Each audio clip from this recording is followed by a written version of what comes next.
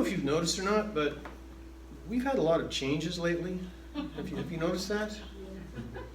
Can't really see most of your faces. Maybe that's one of them. But before we get into that, let's pray, shall we? Our Father, we thank you for this morning. We thank you for your amazing grace.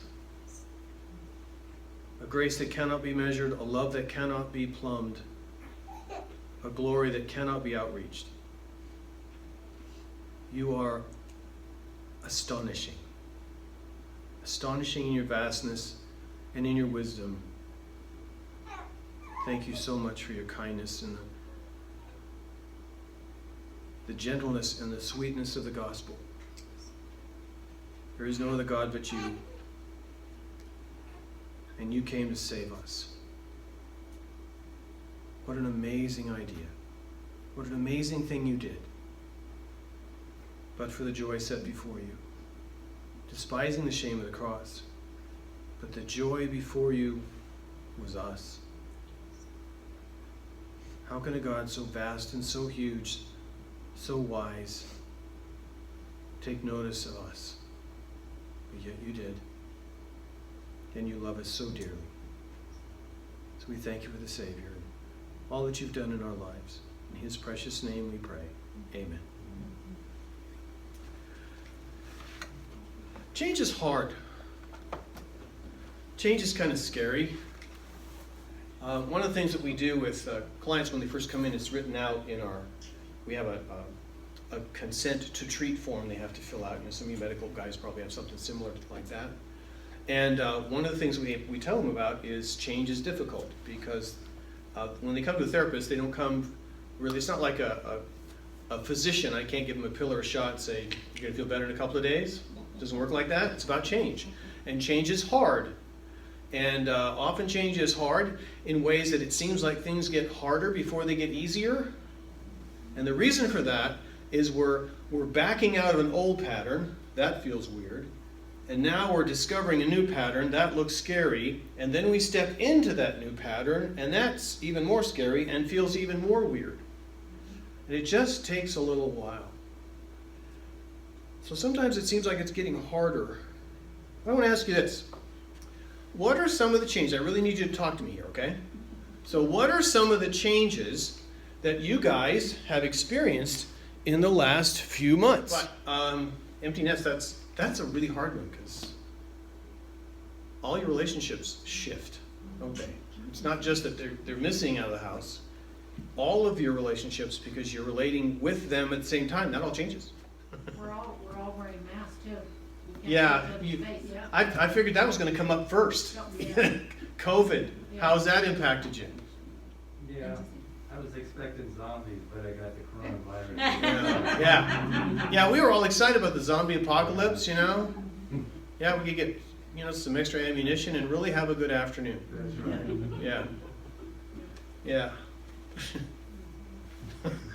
That's not going to attract people to our church. I should probably edit that one out. We're Nevadans. Come on, we can see it. Yeah. We're a different breed out here. There's all kinds of stuff happening. A couple of years ago, Paradise, California basically burned to the ground. So we've got fires and how that impacts the economy. We've had hurricanes before that, and our building supplies got really scarce because Texas and Louisiana had to rebuild their state. 50-some inches of rain they were getting. That's astonishing. So there's all this stuff that happens. There's health changes.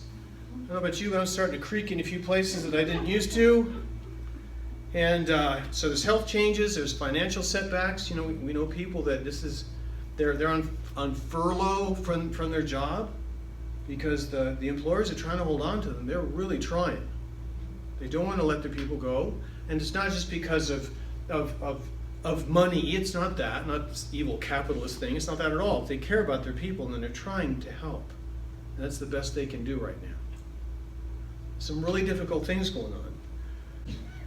One of the things that's just changed is, I'm really glad Leah brought that up, is we all have to be careful. It's not so much that I'm afraid of people per se, but I don't know how they're going to respond to me. I've just kind of mindlessly walked up to shake somebody's hand. They go, oh no, no, thank you, and they'll step back and oh yeah, well that was a faux pas.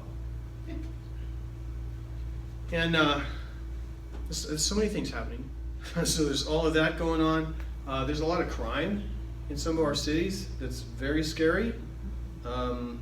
Especially for me, I've spent a lot of time in Portland, and I watch the news and I know where these places are that are being destroyed and damaged, and so there's a lot of crime out there. That's kind of scary. And when people are unemployed and struggling, that crime goes up. There's other things too. Just in my particular profession, we're seeing an increase in domestic violence. We're seeing an increase in child abuse. A lot of depression. Couples are struggling. So crime's a problem. It's a problem. There was a turtle that was walking down the street and he was going by this alley, and he got mugged by a couple of snails. And when the police got there, they finally said, "What happened?" He says, "I don't know. It happened so fast." So we have these relationship changes and stuff that happen, and one of the things that we really need to understand is, as you've heard me say this before, but attachment is really important between people. We need to love and be loved. We aren't healthy unless we're loved and loving out. We aren't healthy. And the most fundamental human drive, even more than survival, I'm not exaggerating, the most fundamental human drive, even more than survival, is to be attached, emotional bonds with people, in an emotionally safe relationship. And in that emotionally safe relationship, I can show up. And I can show you who I really am. And you really see me. And I can see you. And it's okay. Nobody's running. Nobody's hiding. And when that happens, love comes in and love goes out. And love heals. We have so many relationship changes, though. And there's people that we can't really go see now. And so there's a separation. And I love the way the research puts it, that when our attachments are either severed or they're threatened, you know how research tries to be so neutral and not to say too much because they don't want to get held accountable for something they didn't mean to say or would be misunderstood. And it's really funny how they say this. They say that when our primary attachments, significant attachments, are threatened or separated, then your brain goes into this pattern that in some ways very much resembles, to some aspects, panic. But we start looking for those people and they're not there. We also know neurologically our brain begins to wire itself for those people that belong to us, that we belong to, that are in our lives. And we use those neural pathways all the time, and there's this association with those people. That's why there's certain activities you can't do without thinking of those people. Because our body physiologically wires itself for those people in our lives. And you two know all about that, don't you? It's not just each other. You get this little packet that, like, how could you never imagine life without him now?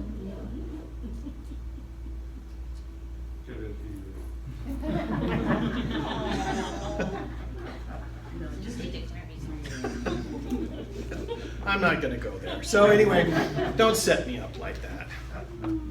And so, there's all this stuff, all these changes. And sometimes when we're trying to grow, even then, there's these things, we make a change in our life, and there's like this part of us. Have you ever tried to lose weight? There's this part of us that just fights you tooth and nail. Or maybe you got this habit that you know God is not pleased with. This is not helping your walk with Christ. This is not helping you love other people better, and you've got to make this change. And it's so hard. And there's this part of you. Paul calls that the flesh out of Romans chapter 7. And it wages war against your mind, and it can just make life miserable. Change is hard. Change is hard. Now, we know that God never changes. God never changes. He is the same. Yes, it says Jesus Christ is the same yesterday, today, and forever. He never changes. He is eternal. He is not a part of creation. And there's some religions out there that want to tell us that matter and space and time are everything, and everybody is inside of that, even God. This is not true. God is outside of creation. He is not in creation. He's not a part of creation, and so he exists outside of that. He's eternal. He was never created. He will never come to an end, and there's only one. There was ever only one. And so that God never changes. How could he change? He exists outside of time. He is all he has ever been. He never consumes resources and ends up with less. I don't understand that one. You get outside of creation, and math doesn't always make that much sense. Because math is part of creation. So, of course, we're not going to make it fit in that box. So he never changes. He never changes. He says in Isaiah 43, he says, I am the first and the last. He says, there was no God created before me, neither shall any be formed after me. There's only one. Ever only one. This is our God. Never changes. Unchanging. Always loving, always wise, always powerful, always present. But then he goes and changes everything all the time. What is that? He's always changing stuff. There he is, existing in eternity, in perfection in the Trinity, Father, Son, Holy Spirit, in perfection in this three-person, one being out there. And he decides to make a creation. And he changes everything as far as we're concerned. But then there's the fall, and he planned for that. And after the fall, Adam sins and takes us all down because he had no more spiritual life to give. And so he institutes physical death. And death is important because without physical death being instituted, there's a change. I'd say that's a significant change. Would you agree? We were just kind of talking about that. Without that physical death, we would not be able to die, and so someone would not be able to die for us, and there would be no payment. Without physical death entering creation, he had to change that. Without that change, we would not be saved. We would be like the demons. Whoa.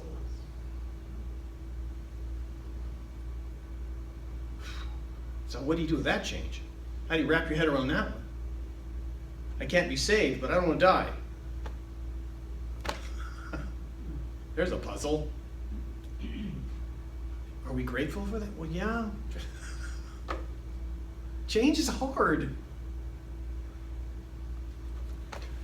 He destroyed the earth. We saw the video on Wednesday. I hope you guys got to see the video. It's just breathtaking about he destroyed the earth and how he rearranged the entire structure of the world.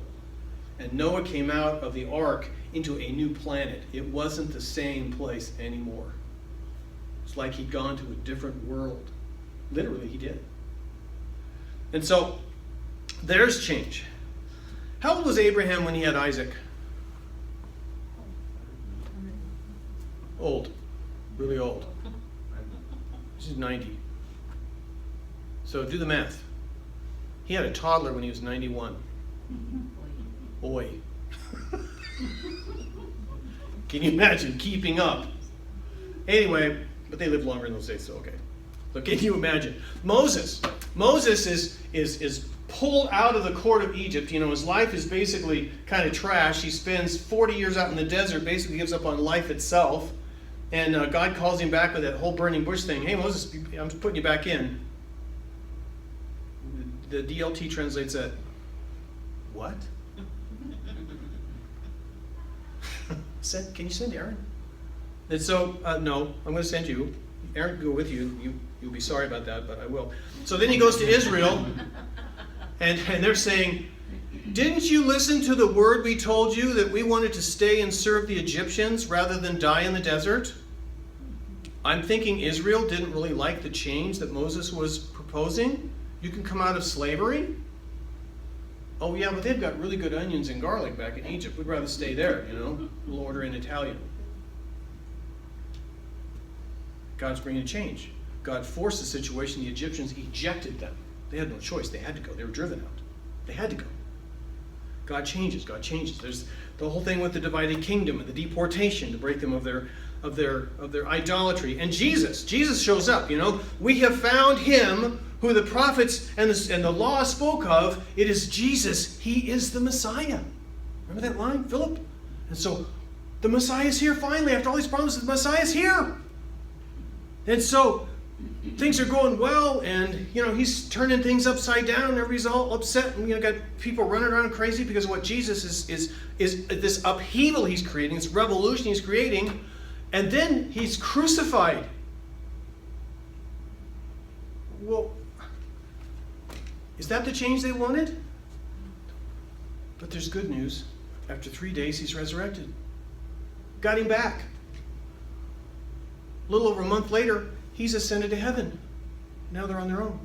And he says, I can't stay. I'm not going to stay. Because if I go, the Holy Spirit will come and it'll be better. How would you react? We just got you back. I don't think I like this. Change is hard. Change is hard. Just when we think things are going just the way they ought to, and we don't want to disturb it, right? Don't bump it. This is good. God changes it. He disturbs it. He disrupts it. He turns it upside down. He shakes it really hard and sends us back out there in a whole new world. Turn your Bible, if you will, to Acts chapter 13. We're just going to look at the first 5 verses. Now, as you may be following, we've been talking about the life of Paul, and we're calling this Amazing Grace, the life of Paul, and today we're going to talk about the grace of change, if you haven't caught on to that yet. First 5 verses of Acts chapter 13. It says, now they were at Antioch. And remember, Antioch was it was the first place that the gospel really exploded outside of Jerusalem. And it just took on like wildfire in this city. And people were getting saved all over the place. Now it's a major economic center. And so it's very, very important. And it's right there. You could go there today. Okay? It's still there. And so, anyway, you're going to hear about another city called Seleucus right there. We'll go there. We'll talk about that in a minute. But anyway, now there were at Antioch. Saul has come out of being on the shelf. God put him on the shelf for, 15 years or so? Just so he could grow up and mature. Just because you're a disciple doesn't mean that you're a matured saint. And so it took a long time for him to develop. So now there were at Antioch, in the church that was there, prophets and teachers. Barnabas and Simeon, who were called Niger, and Lucius of Cyrene, and Manaen, who had been brought up with Herod the Tetrarch. So he's like royalty. And Saul. While they were ministering to the Lord and fasting, the Holy Spirit said, set apart for me Barnabas and Saul for the work which I have called them. So then when they had fasted and prayed and laid their hands on them, they sent them away. So being sending out by the Holy Spirit, they went down to Seleucia. From there they sailed to Cyprus. When they reached Salamis, they began to proclaim the word of God in the synagogues of the Jews, and they also had John as their helper. That's John Mark. So what's going on here is there's this enormous revival breaking out, and Paul has been there for about a year, and he's teaching, and he's preaching, and he's training, and he's discipling. This is going well. They've got 5 major leaders here. It's Paul and Barnabas are at the top of the stack. There's other guys that are prophets. There's some heavy hitters there. Things are going really well. And all of a sudden God says, nope, we're going to send 40% of your leadership away. And so he calls out Paul and Barnabas and sends them off. This was a huge event that was going to, this revival was breaking out, was going to have impact all over the Mediterranean basin. This is big. And Saul is in his wheelhouse. If nothing else, he's a preacher and a teacher. And he's in his wheelhouse. Why would you disturb that? Doesn't make sense. This is influential seat. Leave it in place. Don't disturb that. Strategically, this makes sense. Apparently not. Because God doesn't see things the way we see them. He has a much bigger picture in mind. So why did God stir things up when things were going so well? Well, it turns out we know from history now, looking back, we have 2020, we can be really glad that God did that. At the time, I'll bet we wouldn't have been. He set out on Paul's first missionary journey. There was 3 of them. But God's vision is greater than just Antioch. Paul ended up writing half of the New Testament, right? And we preach and we teach and we devote ourselves to largely a lot of what Paul had to say. Romans. Would we want our New Testament without Romans? Right? Ephesians, Colossians, and maybe even Hebrews. We're not so sure about that. But change is hard, and God had this bigger picture. We wouldn't have the New Testament if God hadn't sent him out. In fact, we probably wouldn't be sitting here if God hadn't sent him out, because God used him to plant churches all over the Mediterranean basin. And then those spread north. And it spread into the Roman army. We know some of this, Paul had contact with the Roman army, and there were people getting saved. Remember, he's writing about the Praetorian Guard, that there were believers in the Praetorian Guard. That was Caesar's personal army. And they're getting saved. And we know from history that those guys, in part because of contact with Paul, they were traveling around Europe, and it spread the gospel with them. Eventually they took it to what is now Great Britain, where my peeps came from. And they got saved. If God had not changed this, all these things would have happened. And change is hard. We would have objected. No, Saul, this can't be. No, we need you here. We need you here. Don't change this. God isn't necessarily interested in thinking small. We need to think big. He wants us to think big because God is big and God thinks big. I don't think God can help it. He's big. But change is hard. And change can seem like things are getting harder before it gets better. Change triggers things. Change triggers fear. Change is scary. Things are just the way I want them, and I don't think I'm going to like it the way things are shifting now. I want things to be the way they have always been. We're afraid of the unknown. We don't know what's out there in the dark. Change triggers grief. One of the definitions of grief is, it's a working definition, grief is the emotion we feel, largely sadness. Grief is the emotion we feel when there's a major change in or end to a pattern in our life that we are used to. A major change in or an end to a pattern that we're used to. Even positive things. The last time I left grad school, boy was I excited to get out of grad school. Oh my gosh. But in about 3 days, I was missing the people that I had been studying with, that I was going through my practicum with. I really missed them. And then I got to see a couple of them when I was graduating. They had come down to graduation in Flagstaff, where the school was, and oh my gosh, it was like a family reunion. We just hugged each other and talked, and yet I had never physically seen any of them. We had just gotten to know each other over video. But we attach, we bond, and then something changes, and we're sad but I should be all happy because I've got my degree, I've got the world by the tail now, and I've got this cool job, and I'm going to make more money, and and I miss my friends. It's not just the negative things that we grieve for. It's the shift of any kind. New job. Have you ever had to go looking for a new church?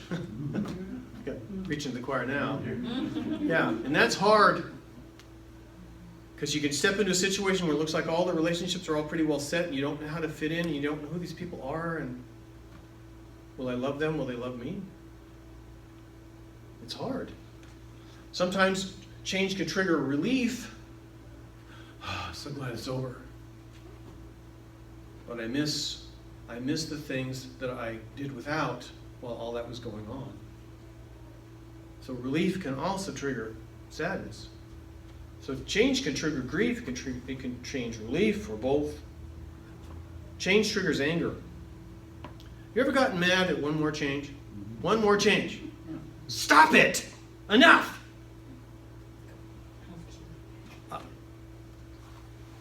People get angry at God because He changes things. He changes things that in His sovereign will He is perfectly justified, perfectly able, perfectly empowered, totally entitled to change. And we don't like that. And this can be anything from, okay, I have to change my job, or my favorite shirt just ripped, the kind of trivial things that, okay, so I really like that. To you get a diagnosis. Why, God? Why this? No. Not that.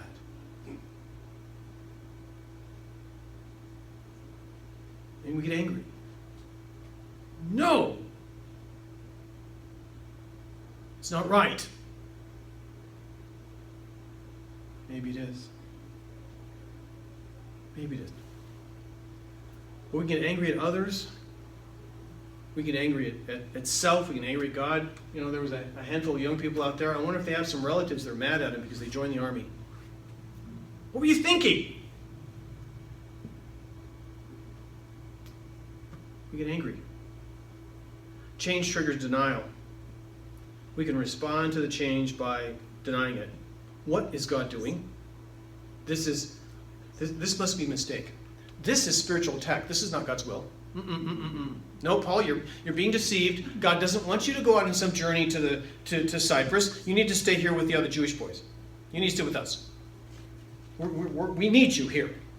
This cannot be God's will. I wonder how many pastors have been called by God to go do something, and there's people in the church that say, no, this cannot be God's will. But it turned out that it was. And maybe they never accepted it.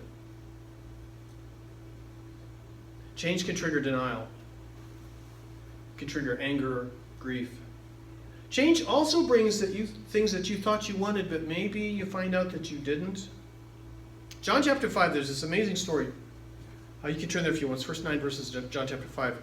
We're not really going to exposit the thing, but there's a man there. He's been sick for 38 years, right? And he's there by the pool of Siloam, or just Solomon's portico, I guess. And so there's this pool there, and there's this legend, and maybe it's true. I don't know. There's Israel in those days was a different place, and so there's this pool, and apparently it stirs up, and if somebody gets into the water, it's being stirred by an angel, I guess, and the first one in gets healed.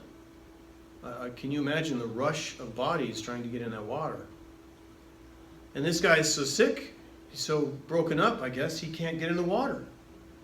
So Jesus, seeing that he'd been there for a long time, walks up to him, and he asks him a very peculiar question. It sounds like one of the dumbest questions that you'd ever heard in your life. He says to him, "Do you want to get well?" Doesn't that sound like a dumb question? Well, I've been here for 38 years, he says. And every time the water gets stirred up, I can't get down there. Somebody else beats me in. That wasn't what Jesus asked.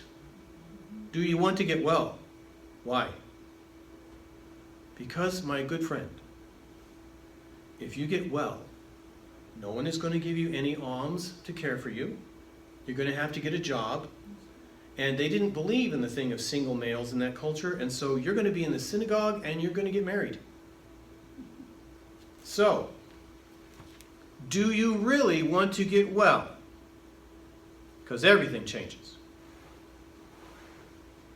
It's actually a very important question. Is this what you really want?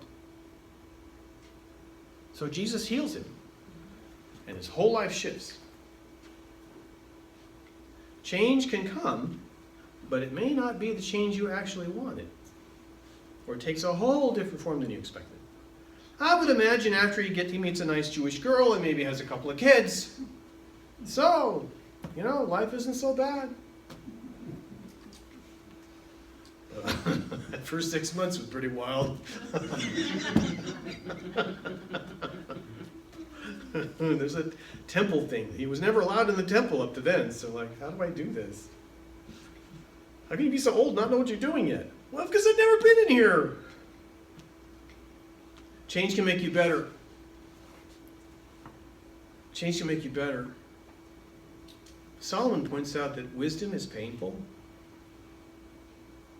We want to grow in wisdom. We want to grow in discipline from God. But discipline is painful. Wisdom is painful. Because we begin to see ourselves in a different light. We begin to see the world in a different light. We begin to see how corrupt things are, how broken they are, and how I have so many shortcomings.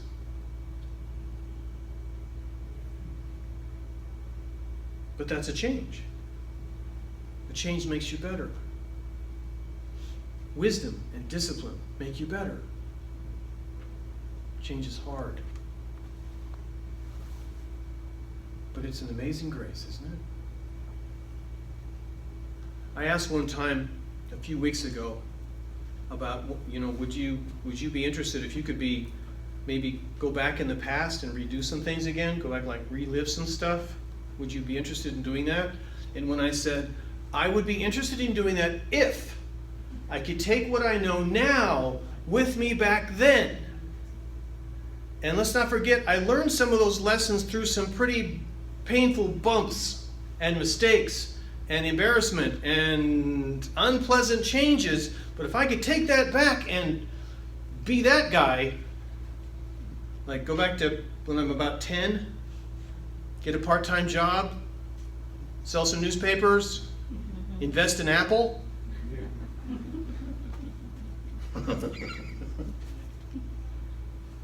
But change is hard. Change is something, though, that's bigger than me. We have to see change that way. It's not about you. Change is bigger than you. Change from God is for a bigger purpose than just my life. God is changing my life to impact the world and the stream of people that come after me. The network of people that I am embedded in. Change is about impacting all of that through you. Oh, but God doesn't use me. Oh, yes, He does. You just don't see it. He can use you anytime He wants. He is not entitled. He's not required, let me put it that way. He's not required to tell you what change is all about. He's not required to tell you, yes, I'm using you. And if He did, it would probably mess it up anyway, right? Because now you're starting to be so self-conscious about you get in the way. But He's interested in changing things much bigger than you. And here's a principle that you need to walk away with. If you get nothing else, it's this. Your life is about glorifying God. It's not about being comfortable. It's not about being impressive. It's not about being grand. Your life is about glorifying God and Him alone. And He will bring change into your life for that purpose and that purpose alone. There is a grace for waiting for God. There is a grace of God leading us into suffering. There is a grace in God bringing change in your life because it catches us up in something bigger than ourselves, and that process is Him glorifying Himself through you. Romans 11:36, the Bible tells us that for from Him and through Him and to Him are all things. To Him be the glory forever. Amen. We live in a very imperfect world. It is very far from heaven, have you noticed? And many changes must take place here on earth and in your heart. Lots of changes. We will never stop changing. We will never stop growing. Change is hard. Have I said that enough times? Yes, stop, Dave. That would be a change. But in all of that, He seeks the good. He seeks the good of many others around you. And you may struggle through some of these changes. They may not be fun. They may not be easy. You already know that. But keep this in mind also, that He's good for it. We know that phrase. It's an old phrase. Yeah, I can trust Him. He's good for it. What's that? What does that mean? He needs to pay me back. Now, is that because He owes me something? No, because that's how He is. In 2 Corinthians chapter 5, we have this interesting thing. It says, "For we must all appear before the judgment seat of Christ." Now, it's interesting. That's a different word than we have in Revelation 19, where He's talking about the great white throne judgment. It's a different word. The judgment seat there is a very specific word. It's called the Bema seat. The Bema seat was the dais, the stand that an athlete would go to receive his prize. He's talking about people who are in Christ. He's not talking about people who are outside of Christ. Revelation 19 makes it clear that if you are in Christ, you don't come into judgment because there's a book, singular, a book the book of life, that your life, if you put your faith in Jesus Christ and Him alone, your name is written in that book of life.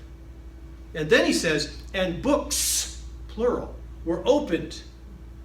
And the rest of creation, the rest of the world, every other soul is judged by what is written in the books. But if your name is written in the book, singular, you are not judged.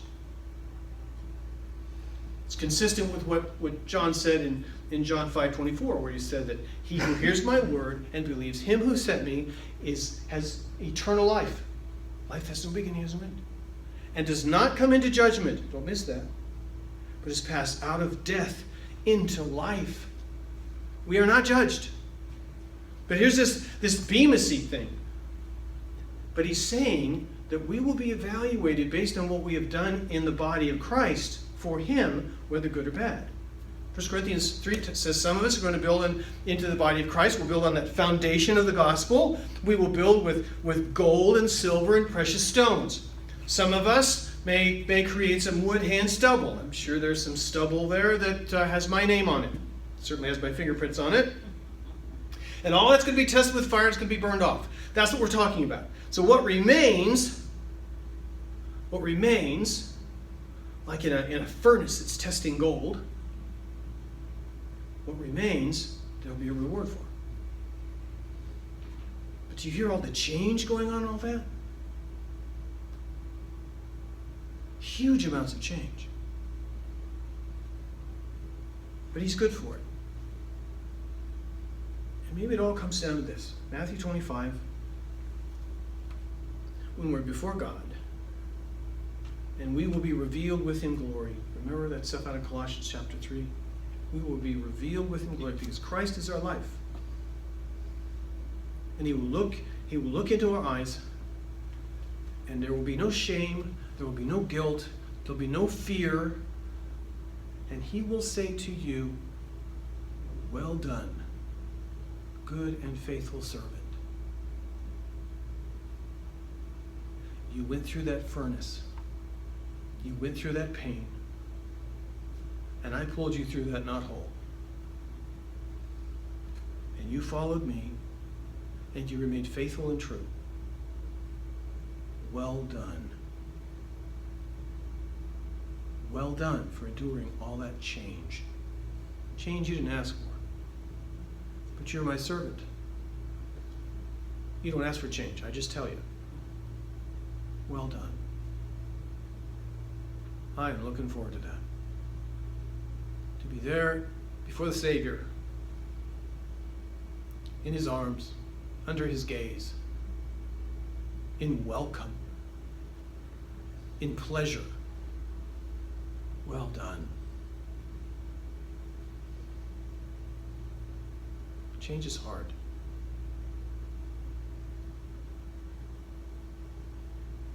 But you'll be well done. He's good for it. Let's pray. Father, thank you for this morning. It's time to look into this grace of change. This grace of change that while we walk with you, and if we focus on making this into gold and silver and precious stones, that this is something that will end up in reward. Great, great reward at your pleasure and at your gifting. Because you're good for it. And you are faithful to your servants. Because that's what you're like. Full of grace and truth and love forever and ever. Never changing. So it's in your precious name we pray. Amen.